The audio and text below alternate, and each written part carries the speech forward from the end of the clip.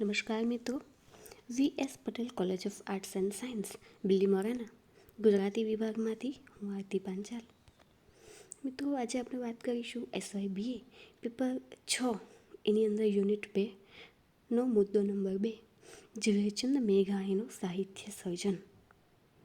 મિત્રો, આગળના વિડીયોમાં આપણે જોયું કે મેઘાણીનું જીવન કેવું હતું, એમને સાહિત્યકાર તરીકે પ્રેરનારા પરિબળો કયા કયા હતા, અને આજે આપણે જોઈશું કે હું પહાડનું બાળક એમ કહેનાર ઝવેરચંદ મેઘાણીએ ગુજરાતી સાહિત્યમાં કેટલું પ્રદાન કર્યું છે. તો આવો જોઈએ. તો ઝવેરચંદ મેઘાણીએ એમ તો સાહિત્યના દરેક ક્ષેત્રની અંદર ખૂબ જ બહોળું પ્રદાન કર્યું છે.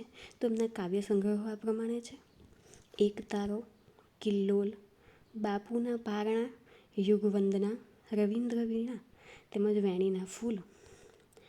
એમણે જે જીવન ચરિત્રો લખ્યા છે આ પ્રમાણે છે: અકબરની યાદમાં, એની બેસન્ટ, ઠક્કર બાપા આછો જીવન પરિચય, દયાનંદ સરસ્વતી, દરિયાપારના બહારવટિયા, નરવીર લાલાજી, 5 વર્ષના પંખીડા, પુરાતન જ્યોત, 2 દેશદીપક, માણસાઈના દીવા, વસંત રજબ સ્મારક ગ્રંથ, સોરઠી સંતો તેમજ હંગેરીનો તારણહાર. એમની નવલકથાઓ છે: અપરાધી, કાળચક્ર જે અધૂરી છે, ગુજરાતનો જય, તુલસી ક્યારો, નિરંજન, પ્રભુ પધાર્યા, બીડેલા દ્વાર, ગંગાજળિયો, વસુંતરાના વહાલા દવલા, વેવિશાળ, સત્યની શોધમાં, સમરાંગણ, સોરઠ તારા વહેતા પાણી. એમના નાટકો છે: રાજા રાણી, રાણો પ્રતાપ, વંઠેલા અને બીજી નાટિકાઓ તેમજ શાહજહાં. એમણે આપેલી લોકકથાઓ છે: કંકાવટી, ડોશીમાની વાતો, દાદાજીની વાતો, રંગ છે બારોટ, સોરઠી બહારવટિયા તેમજ સૌરાષ્ટ્રની રસધાર. એમણે આપેલા લોકગીતો છે: ઋતુગીતો, ચુંદડી, ગુર્જર લગ્ન ગીતો, રઢિયાળી રાત, સોરઠિયા દુહા, સોરઠી ગીત કથાઓ, સોરઠી સંતવાણી તેમજ હાલરડા.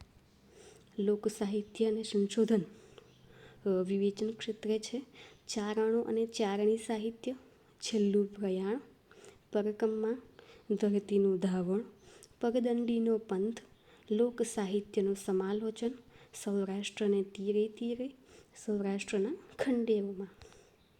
તેમજ એમની પ્રકીર્ણ કૃતિઓ છે: અજબ દુનિયા, આપણા ઘરની વધુ વાતો, આપણું ઘર, એશિયાનું કલંક, ધ્વજ મિલાપ, પરિભ્રમણ, ભારતનો મહાવીર પડોશી, મરેલાના રુધિર ને જીવતાના આંસુડાઓ, મિસરનો મુક્તિ સંગ્રામ, લોકગંગા, વેરાનમાં, સળગતું આયર્લેન્ડ, સાંબેલા તેમજ સાંબેલાના સૂર.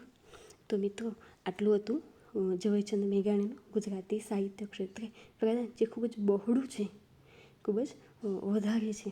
તો આશા રાખીશ કે આજનો વિડીયો આપને ખૂબ જ મદદરૂપ થાય, અને ફરી મળીશું એક નવા વિડીયો સાથે. Thank you so much.